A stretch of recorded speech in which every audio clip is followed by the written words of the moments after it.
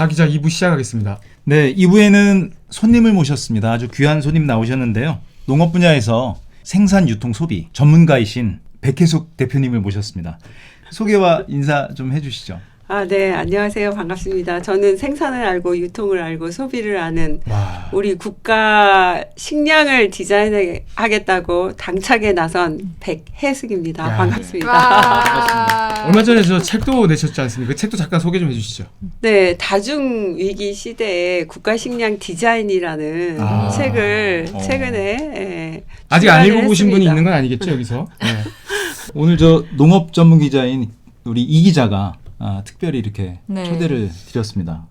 왜 초대하셨습니까?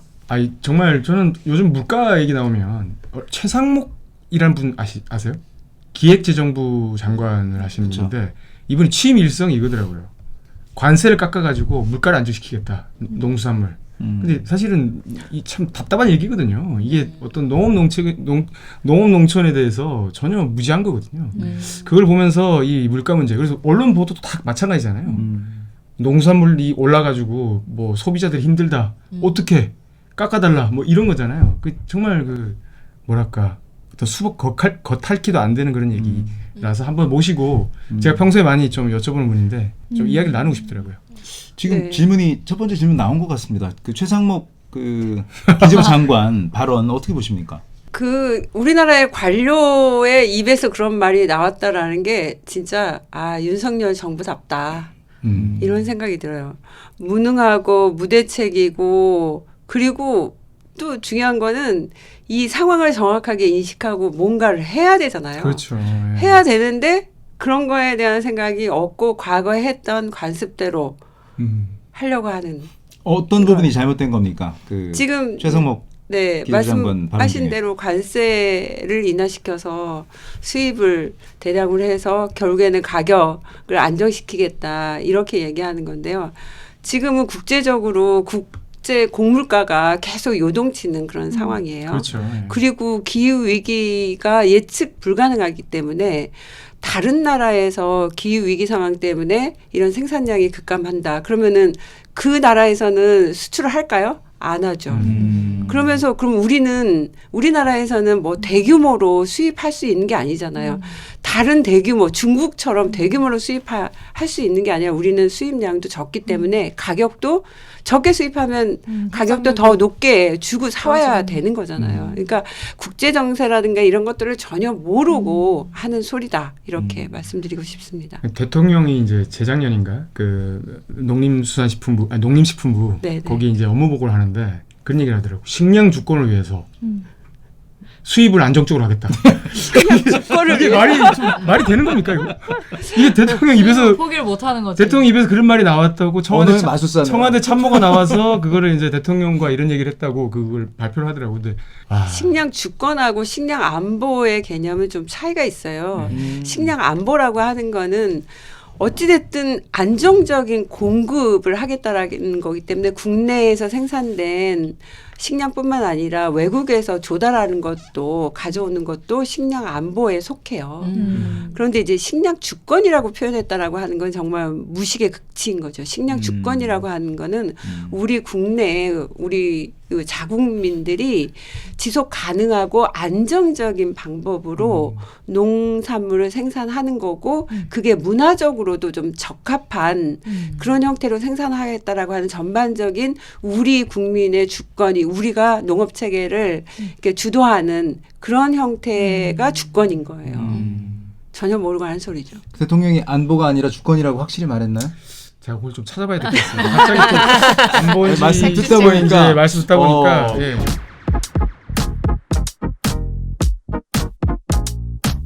오늘 모신 게 사실은 핫 이슈가 있어서 네네. 모셨잖아요. 네. 그거 한번 좀 네. 여쭤볼까요? 과일 물가. 네, 그러니까 네네. 사실은 좀 이렇게 어렵게 얘기했지만 결국 국민들이 체감하는 거는 네. 과일 가게 가서 과일 살 때 특히 설에 뭐 또 뭐 쌀값 이런 걸 볼 때 느낀 충격이거든요. 송 기자 최근에 저기 사과 얼마에 사셨어요? 네, 저도 이제 장 계속 보니까 요즘 야채도 너무 비싼데 그 설 한 4일 전이었나요? 제가 서울이 아니에요. 되게 지방에 어디 시골에서 네. 사과를 샀는데 사과 3알에 17,000원이었나? 근데 그게 어떤 가격인가요? 17,000원. 시골에서 17,000원에 샀으면? 지금 비싼 이제 지금 딱 말씀하신 게 네. 우리나라의 유통 구조를 적나라하게 보여주는 표현이에요. 지방에서 새알 샀는데 17,000원이다 이 말은. 지방에 왜 그러냐면, 그렇습니까? 네. 이게 왜 그러냐면은요. 일단 우리나라 대부분의 유통 경로, 농산물의 유통 경로를 보면은요. 전국에서 100이 생산됐다. 그러면은 이제 농협이라든가 산지 유통인이라든가 이런 데를 통해서 가락시장으로 유통이 됩니다. 그러니까 전국에 가락시장 같은 곳이 33개의 공영 도매 시장이 있는데 그 중에서 가장 많이 몰리는 곳이 가락시장이에요. 거기서 우리나라 가락시장에 가락시장이 이제 물량이 많이 몰리니까 물량이 많이 몰리는 데서 가격이 발견이 될 수 있는 거예요. 그런데 가락시장에서는 서로 협상하고 생산 원가가 얼마고 물류비는 얼마고 이런 거 다 필요 없어요. 협상조차도 안 하고 상이 없죠.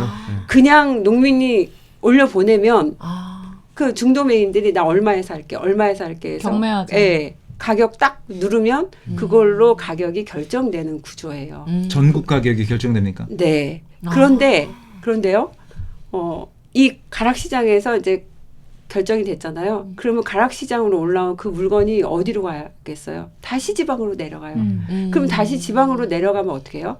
그 지방 근처에 있는 도매시장으로 내려가요. 다시 가겠죠. 그러면 거기서 또 뭐예요? 또 경매를 하는 거예요. 정해졌는데 왜 또 경매를 합니까? 그러니까요. 경매를 정말 중요한 질문을 하셨어요. 왜 또 경매를 하냐?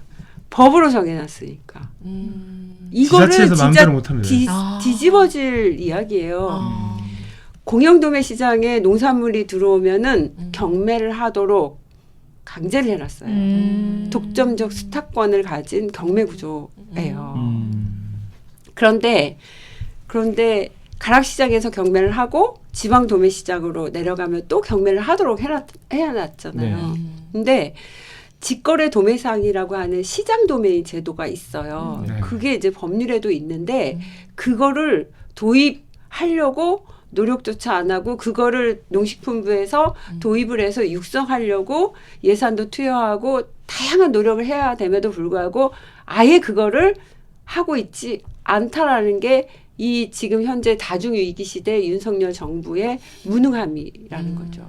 그러니까 죽어나는 거는 우리 서민이고 특히 지방에 있는 분들 물가 더 극심해요.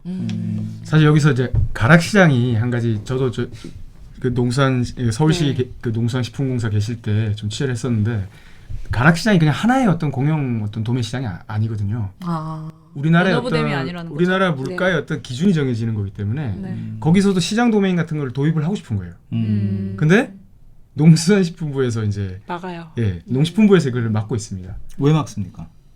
그거는 이제 뭐 여러 가지 그 다음부터는 뭐 그 이야기가 있고요. 사람들은 이거를 도입하게 되면은 뭐 농산물 가격이 떨어질 거기 때문에 농민을 걱정하는 거다. 뭐 이런 얘기를 하는데 말도 안 되는 얘기고. 왜냐면 이분들이 사실은 그 농식품공사 계시다가 정관으로 그런 가락시장의 어떤 그 6개의 그 도매법인 그 경매법인이 있거든요. 거기도 정관 그쪽으로 이제 가기도 하고. 도매법인들이 협회를 만들어서 전국 도매법인 협회에서 하는 일이 뭐겠어요.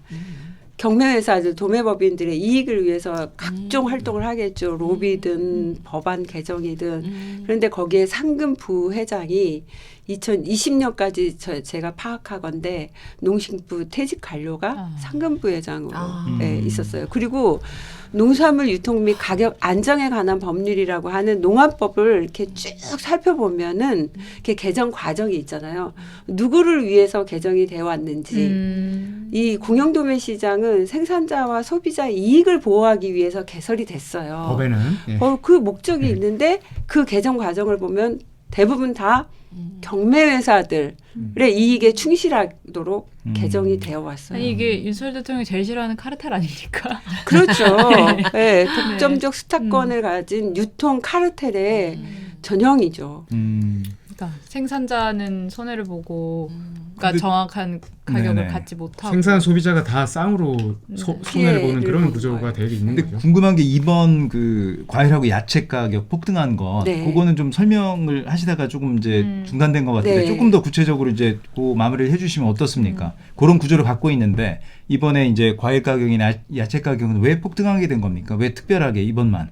이게 이제 앞으로 계속 반복될 거라는 거에 우리가 위기 의식을 가져야 되는데요. 네. 이건 이제 세 가지로 요약을 할 수 있어요. 일단 기후의 변동성. 그러니까 작년 같은 경우는 이게 꽃이 피어야 될 시기에 갑자기 4월에 온도가 급감을 한 거예요. 엄청 춥죠. 네, 그래서 그걸 이제 냉해 피해라고 하는데 그러니까 꽃이 얼니까는 잘 개화가 안 되겠죠. 그러다가 겨우 개화는 됐는데 장마에 또 탄저병이 온 거예요. 그러니까 이제 물러지고 썩고 이래서 결국 이제 수확량이 줄어든 게 첫 번째 얼마나 줄었습니까? 원인인 거죠. 수확량이? 한 30% 정도 급감했어요. 아, 네, 작년 사과 생산량이요. 그런데 이제 대부분 과일 같은 경우 뭐 딸기라든가 참외 모든 이제 과일 같은 경우는 벌들이 수분을 해줘야 되잖아요. 그러니까 이 벌들이 또 계속해서 실종하는 그런 사태가 일어났잖아요. 그러니까 그런 부분들 그리고 또 하나는 정부가 그러면 그거에 대해서 예측을 해야 되잖아요. 통계를 정확하게 접어야 되는데 그러니까 두 번째가 예측이 실패예요. 우리나라 통계의 문제가 뭐냐면요. 농축산식품부에서 통계를 내요. 그런데 통계청에서 또 통계를 내요. 그러니까 이게 서로 생산량을 예측하는 게 서로 달라요. 농촌경제연구원이라고 있는데요. 거기에서 관측소가 있어요. 네. 거기에서 이제 통계를 내요. 네. 통계청에 통계를 내고 생산량에 대한 예측이라든가 이런 부분들. 그러니까 그게 이원화돼 있어서 명확하지도 않고 그리고 통계를 낼 때 농민들이 더 잘 알거든요. 그렇죠. 어떤 경우는 농민들의 통계가 더 정확한 경우 있어요. 그러니까 그렇게 농민들을 정말 잘 참여를 시켜서 민간 거버넌스 형태의 통계 예측력을 높여야 되는데 그렇지가 못한 그러니까 예측력의 실패가 이제 두 번째인 거고 세 번째는 그랬으면은 이거에 대한 관리를 제대로 잘 해야 되는데 관리 못한 거고 궁극적인 거는 지금 좀 전에 얘기한 우리나라 가격 결정 구조의 문제, 경매 시스템에 대한 문제, 가락시장에서 가격을 결정한다는 문제, 그 유통구조의 문제가 세 번째입니다. 그러면 그렇게 흉작이네요. 쉽게 말하면 그죠? 흉작 네. 상태가 있고 그걸 제대로 네. 예측하지 못했는데 가락시장에서는 특별히 더 가격을 올려서 이렇게 그 경매가를 정한 뭐 그런 게 있었습니까? 경매의 특성을 우리가 이제 잘 알면은 그럴 수밖에 없다라는 게 나오는데요. 일단은 이제 이 대형 유통마트 있죠. 이런 대형 유통마트는 진짜 빨라요. 그 사람들은. 그러니까 생산량이 30% 급감한다. 그러면 가격 올라간다. 뻔히 알아요. 그러면은 이분들이 대형 자본을 가지고 농민들한테 사요. 아, 사재기군요. 그러면 네, 그분들은 이제 자본이 있으니까 사면은 어떻게 돼요? 농가들은요. 가락시장에 내는 물량이 줄어들잖아요. 그렇죠. 그럼 가락시장에는 물량이 줄어들면 어떻게 해요? 경매의 구조는 쭉쭉 물량이 올라가겠네요. 줄어들면 가격은 폭등하는 거고 물량이 많으면 가격은 폭락하는 그게 경매의 특성이에요. 태생적인. 그러니까 물량이 대형마트에서 빼가니까 가락시장으로 올 물량은 별로 없는 거고. 아, 그렇구나. 그러니까 가격은 올라가게 되는 거고. 아, 그러면서 어쩐지 네. 제가 집 앞에 애호박을 사러 갔는데 3,500원인 거예요, 한 개. 너무 비싸서 안 사야겠다 해서 안 샀어요. 근데 인터넷 마트들을 들어가니까 2,500원인 거예요. 1,000원 차이인 거예요. 거기서 그래서 입수. 인터넷이 훨씬 싸네 이러면서 샀는데 그런 것도 그렇게 설명될 수. 그럼요. 그래서 이제 이 무능한 저는 이 정부가 지금 우리가 이러다가 죽게 생겼잖아요. 지금 물가 계속 올라가고 민생 파탄 날 지경인데 지금 바로 해야 될 거는 유통 구조의 개선을 개선부터 해야 되는 거고요. 그 다음에 저는 이런 제안을 좀 했으면 좋겠어요. 진짜 지금 유통 구조별로 어떻게 단계가 넘어가서 우리 소비자에게 어떤 가격으로 오는지 그거 유통 추적을 누구도 하고 있지 않아요. 예를 들면 한 농가에서 이제 농협으로도 내고 막 이렇게 그러니까 유통을 한다 그러면 그걸 추적을 하는 거예요. 뭐 쿠팡이든 마켓컬리든 이런 데서 가져가는 물량하고 그다음에 농협을 통해서 개통 출하를 하는 거하고 이게 그 추적을 해서 그걸 파악을 먼저 하는 것도 그런 통계가 없는 겁니까 현재는? 네, 다 뒤져봐도 없어요. 농식품부 그거 하고 있나요? 아니요, 없어요. 자료 없어요. 아, 실태 파악도 안 그 되고. 저기도 네. 돈 버는 거 아니지 않습니까? 그 대형마트라든가 큰 어떤 그런 마트 같은데 판매하는 농민들도 뭐 큰 돈을 버는 건 또 아니잖아요. 그 그렇죠. 돈을 받을 네. 때는 또 가락시장에 결정된 돈을 받게 되기 때문에 결과적으로 농민들은 어디다 팔아도 돈을 못 벌고 소비자들은 어디서 사도 비싸고 뭐 적당히 쌀 수 있어도 1,000원 정도 차이가 나는 경우가 가끔 생겨도 적당히 비싸게 사는 그런 일이 계속 발생하는 것 같더라고요. 근데 가락시장의 가격이 올랐다, 폭등했다 그러면 마트에서 올랐으니까 오른 대로 농민한테 준다? 그렇지도 않아요. 그렇죠. 네. 이게 이제 그 자본력이 있기 때문에 후려쳐요. 나중에 좀 더 해줄게. 이런 식으로 보상해줄게. 그런데 이제 농민들은 또 대량으로 판매처가 됐으니까. 있으니까. 좋죠. 어쨌든 어떤 네. 면에서는 또 안정적이니까. 네, 그러니까 이제 울며 겨자 지금 먹고. 대형 마트에서 그 가져가는 대형 유통 어떤 기업들에서 가져가는 물량이 전체 한 몇 %나 된다고 보고 계신가요? 지금은 굉장히 많아졌어요. 네. 절반 이상인가요? 아니요, 그 정도는 그 정도는 아니고. 아니에요. 대형마트에서 가져가는 게 이제는 이제 30% 가까이 그 정도로 될 거예요. 23% 정도였었는데 이제는 이 대형마트에서 선도금 형태로 미리 물량을 잡아버릴 거예요. 근데 미리 물량을 잡는데 가락시장에서 정한 가격대로 할 유인이 없겠네요. 마트 입장에서는. 그러니까 미리 그렇죠. 물량을 잡았으면 네. 가격을 좀 적게 받으려고 미리 잡는 걸 텐데. 그렇죠. 그리고 또 하나의 문제는 혹시 사과의 원가 얼마지 생각해 본 적 있어요? 아니 다른 공산품은 다 있죠. 있잖아요. 그렇죠. 가격이 있잖아요. 네. 근데 혹시 생각해 본 적 있어요?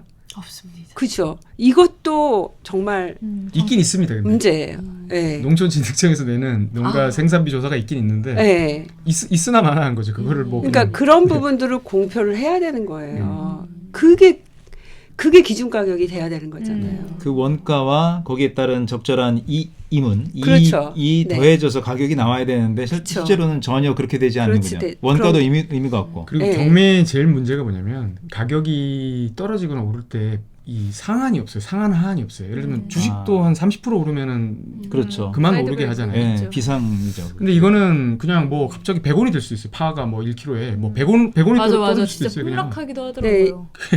맞아요. 그런 부분이 사실 좀 무책임한 거죠. 그런 어떤 경매에 계속 이렇게 맡겨도 되느냐. 근데 저 말씀 듣다 보니까 궁금한 게 네. 근데 지금 제가 어릴 때 생각하면 뭐 이마트, 홈플러스 이런 대형마트 몇 개만 생각이 났는데 요즘은 유통 경로가 엄청 복잡해지고 있잖아요. 인터넷 쇼핑몰도 너무 네, 많고 네. 뭐 컬리, 쿠팡 뭐 이런 거 엄청 경쟁하고 있는데 그러면 이런 대형 플랫폼들이 어쨌든 농민이랑 계약을 좀 더 뭐 많이 하기 위해서 뭐 유리하게 하기 위해서 좀 더 농민의 권리를 생각해주는 그런 경쟁은 안 일어나고 있나요? 그러니까 그렇죠. 그런 건 없나요? 네. 아 그래요? 아니 예, 그렇군요. 최대 이윤을 높이기 그렇죠. 위한 아. 이런 사기업들의 영업 예를 들면 활동에 이 농민이 이마트랑 계약을 안 하게 하기 위해서 네. 뭐 내가 좀 더 유리한 조건을 제시한다든지 컬리나 뭐 이런 데서 그러기에는 농민이 너무 시장에서 열의일 것 같아. 네, 맞아요. 네. 너무 열의일 것 같아. 그러니까 대형 마트끼리의 경쟁은 있을 수 있겠지만 대부분의 우리나라의 그 가격 결정 구조는 가락시장에서 나오는 거기 때문에 그걸 대부분 참조를 해요. 참조를 하면서 이제 대형 마트 같은 경우도 농민하고 거래를 하지만 그렇지만 그거 올랐다라고 높게 쳐주고 근데 그렇게 하지는 않아요. 그리고 대부분 대형 마트에서도 이 농산물 가격이 올라가게 되면은 가격을 낮춰서 팔면서 미끼 상품으로 활용을 하는 거예요. 그게 우리 소비자한테 절대 좋은 게 아니거든요. 싸니까 가. 근데 그거 갔다가 다른 거 비싼 거 사가지고 와요. 저의 패턴이. 예. 그러니까 이 농산물의 가격이라는 거는 그리고 우리가 이제 또 하나 원가 생각 못 했었잖아요. 그리고 또 하나는 외국은 이 농산물이 굉장히 저렴하잖아요. 네, 맞아요. 유럽 가도 그래요. 그래요. 심지어. 예. 기본 그게 이 기초 궁금하던데. 농산물은 저렴해야 돼요. 왜 그러냐면 장바구니 물건. 여기에 농산물의 부가가치 있나요? 없잖아요. 단순하게 생산한 걸 이동만 할 뿐이에요. 네. 왜 이동하는데 거기에서 어마어마한 떼고. 가격이 올라가고 이런 거는 있을 수 없잖아요. 네. 그러니까 단순 이동하는 기초 농산물의 부가 가치처럼 높은 가격을 형성해서는 안 된다라는 국정 기조가 바뀌어야 돼요. 이제부터 바꿔야 돼요. 그게. 유럽 말씀하셔서 좀 궁금한데 네. 그 전에 보면 영국 같은 데는 자국에서 생산하는 그 농산물이 많지가 않아요. 네. 거의 다 유럽 대륙에서 오는 그런 그쵸. 농산물을 네. 먹거든요. 근데 우리도 뭐 이제 식량 주권, 식량 안보 이런 것을 다 고려했을 때 네. 우리 스스로의 생산력도 높여야 되지만, 그러니까 지금처럼 이렇게 변동이 심한 상황에서는 네. 외국에서 일정한 부분을 좀 안정적으로 비축 이런 차원에서 이렇게 수입을 할 필요도 있는 겁니까? 특히 이제 과일이나 야채는 우리가 외국에서 그걸 수입한다는 생각 많이 안 해왔는데 네. 이제 그런 걸 해야 되는 겁니까? 아니면 뭐 그렇게 그 수입까지 할 필요는 없는 겁니까? 일단은 이제 수입할 때 중요한 게요.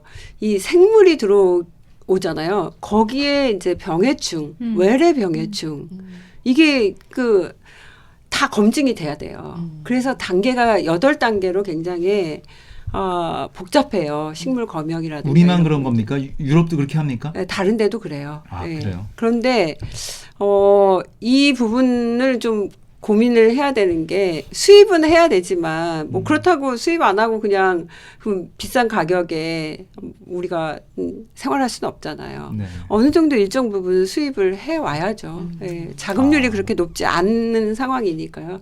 그렇지만 이제 수입할 때 우리의 농업이 말살될 정도의 그런 방식의 수입은 안 된다. 수입하기 전에 우리 농업을 좀 더 견고하고 튼튼한 구조. 그 농민이 계셔야 되고 농지가 보존이 돼야 되고 그거를 보완하는 게 제도와 정책이란 말이에요. 이렇게 삼박자가 잘 맞아야 되는데 그거를 하지 않고 제도와 정책을 견고하게 하지 않고 수입에만 의존하겠다. 관세 낮춰서 하겠다. 다른 나라도 다 그렇게 하니까 그러면은 이제 폭망하는 거고 영국 같은 경우 작년에는요. 토마토를 굉장히 많이 먹죠. 먹는 나라잖아요. 네. 근데 스페인에서 많이 대부분 수입을 해갔어요. 그때는 아무 문제 없었어요. 근데 유가가 올라가고 우크라이나 러시아 전쟁을 하게 되니까 이게 가온을 못 하는 거예요.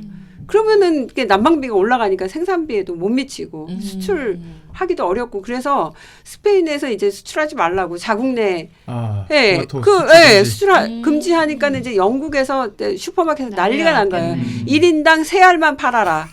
정말이에요. 네, 그 정도로 그러니까 그럴 수가 있구나. 예, 우리가 이 우리도 그럴 가능성이 네, 큽니다. 1인당 3알.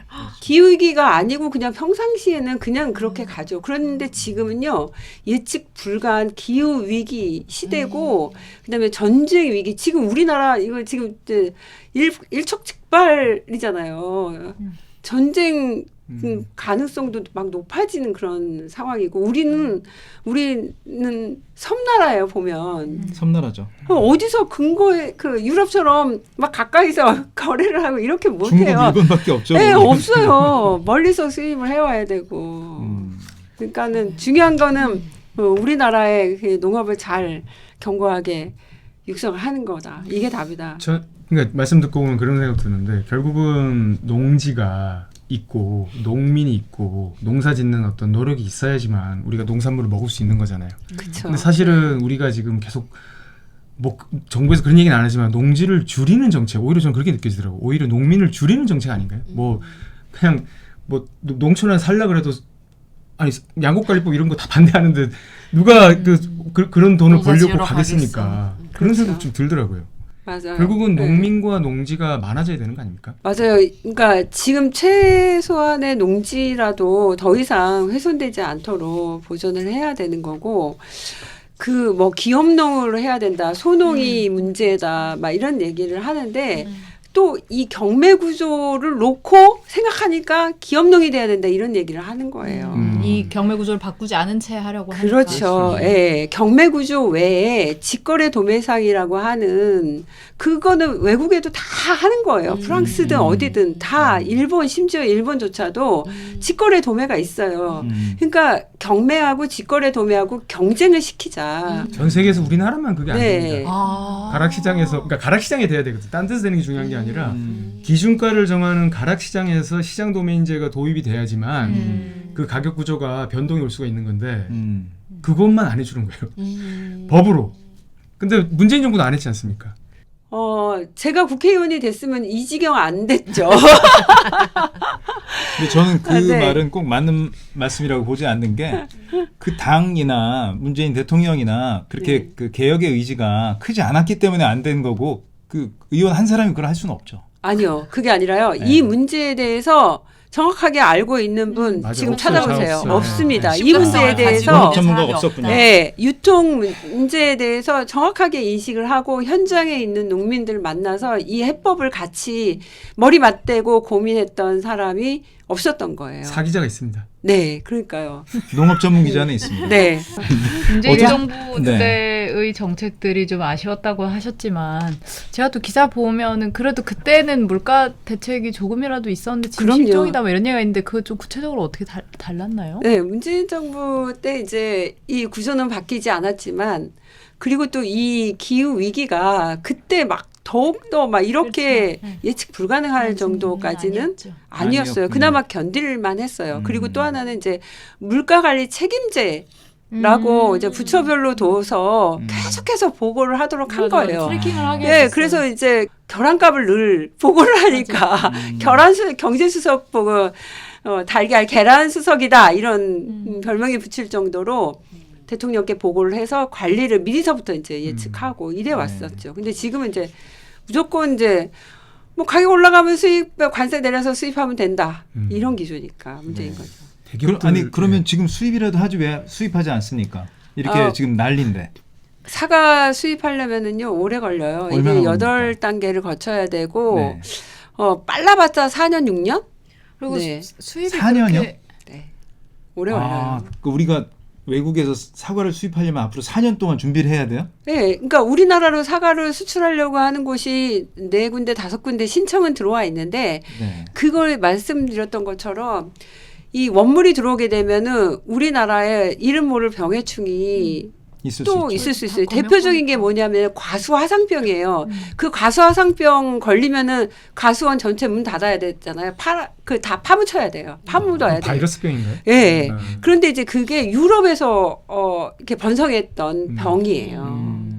그러니까 그게 굉장히 위험한 거예요. 자꾸 세력은. 수입 쪽, 이 네. 기자는 자꾸 수입 그러니까 쪽으로 이게 수입 문제를 별로 해결하려고. 대책이 아니 근데 네. 저는 그러니까 아까 질문도 그런 거였는데 수입을 많이 하자는 게 아니라 네. 그러니까 시장을 안정시키기 위해서 일정한 수준의 당장 수입 물량을 대책을. 확보하고 있어야 된다는 거죠. 그게 대책이 있는 정부고 대책이 있는 국가지.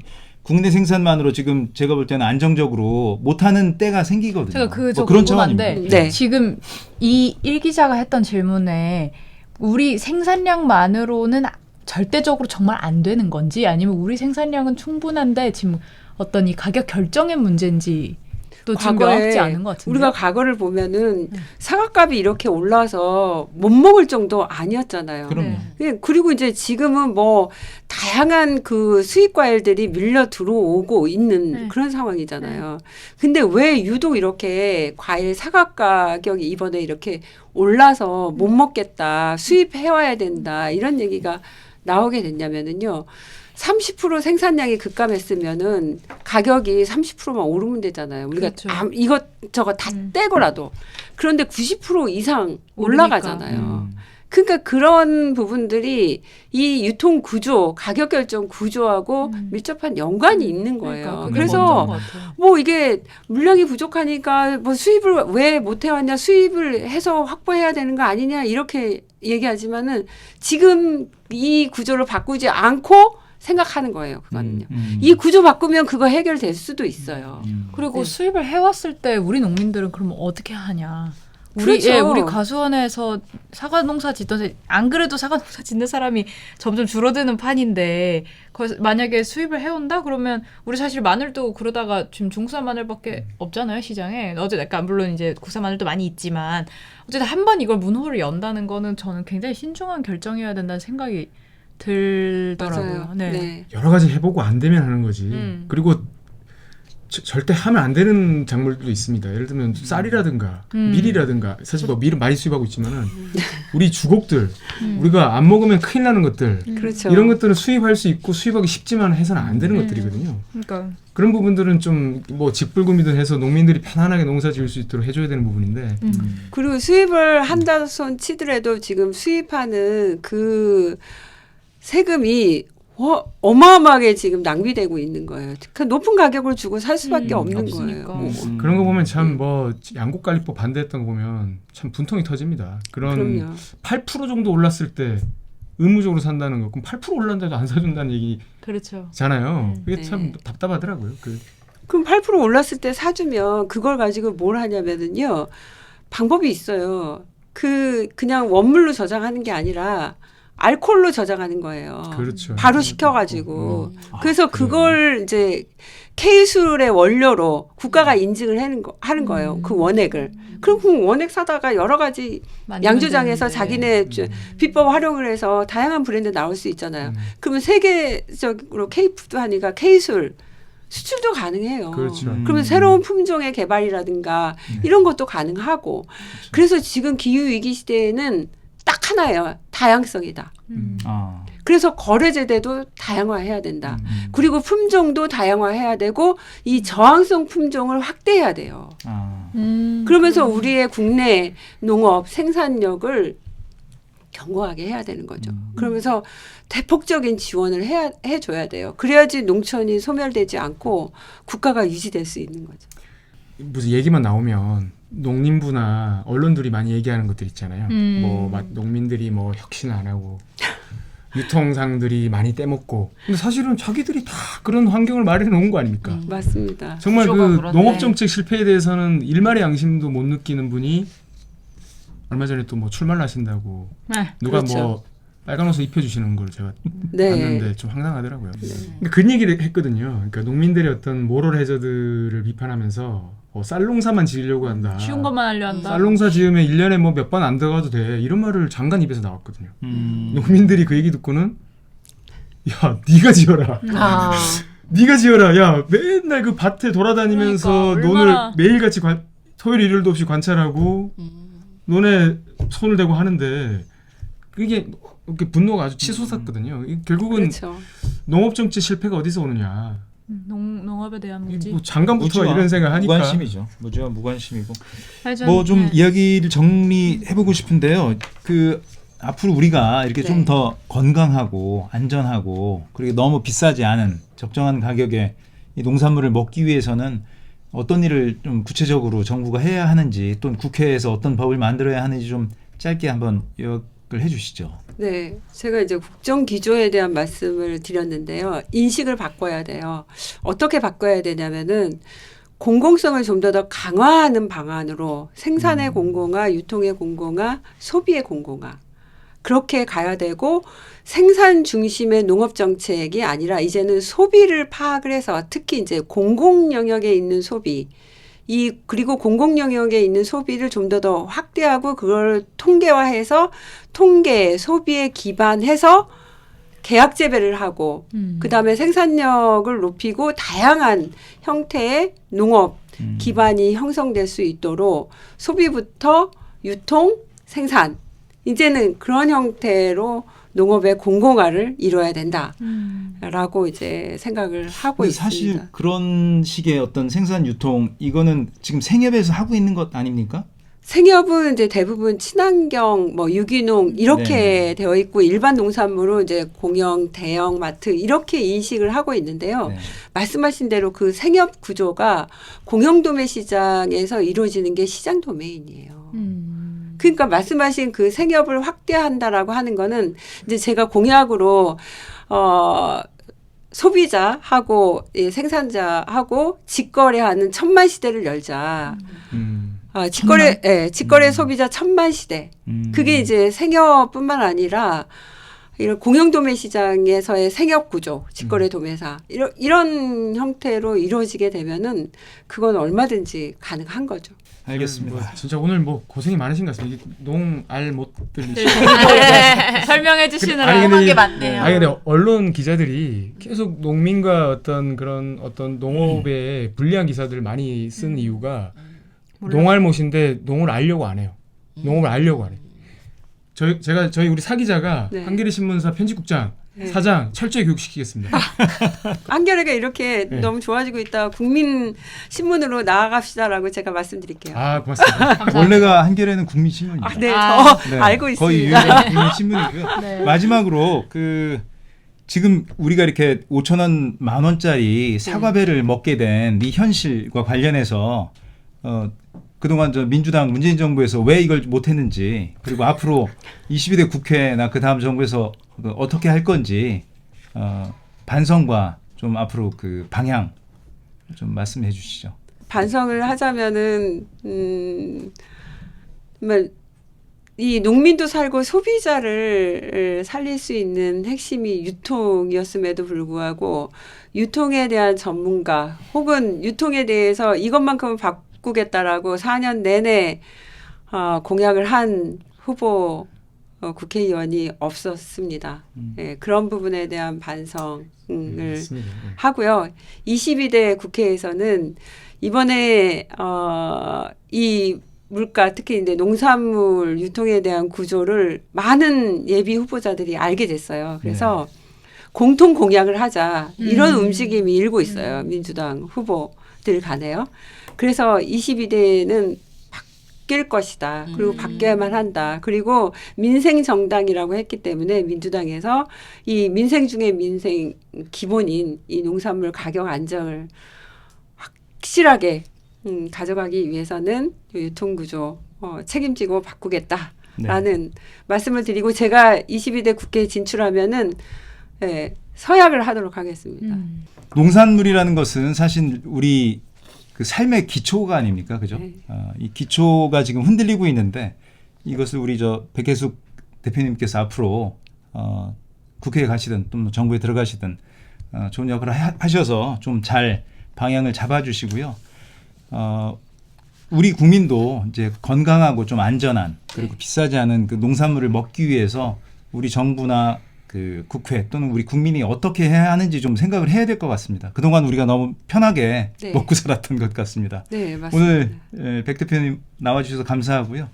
앞으로 좋은 활약 기대하겠습니다. 감사합니다. 이렇게 해서 2부 마치겠습니다. 고맙습니다. 그러면 다음 주 우리가 어떤 기사 준비하고 있는지도 좀 잠깐 얘기해 볼까요? 이 기자. 예. 제가 저기 표지 이야기 준비하고 있는데요. 이게 사실은 뭐 사법농단 수사 있었고 그다음에 저기 이재용 뭐 수사해가지고 이제 선고가 있었잖아요. 전부 다 이제 뭐 수십 가지 혐의에 대해서 무죄가 나왔는데 그걸 보면 약간 요걸 대하는 이제 검사 출신 분들 이분들이 약간 어떻게 보면 좀 기억상실증이 걸린 듯한 그런 발언들을 하고 계시는데 마치 뭐 이 수사 내가 의뢰한 게 아니다, 내가 한 게 아니라 누가 의뢰해서 한 거다. 한동훈. 뭐, 그렇죠. 그리고 이제 뭐 삼성이 이제 리스크를 좀 덜었으면 좋겠다. 뭐 이런 이복현. 약간 그 수사를 하실 때와는 전혀 입장이 달라진 모습들이 있어가지고 네. 어떻게 보면 이게 수사를 해가지고 검사는 막 영웅이 되고 뭐 조선 제1검이니 뭐 이런 호칭을 받았는데 그 이후엔 세상은 나아진 게 하나도 없는 이 더러운 세상 그런 거에 대해서 한번 네. 취재해봤습니다. 네. 사이드 기사는 저도 같이 준비하고 있습니다. 네, 저희는 한겨레 20일 다음 주도 잘 준비해서 또 찾아뵙겠습니다. 오늘 저희가 준비한 이야기는 여기까지입니다. 잠시만요. 중요한 이야기가 빠졌습니다. 우주 최강의 시사주간지 세상을 바라보는 든든한 벗 한겨레 21을 만나는 가장 쉽고 빠른 방법을 소개합니다.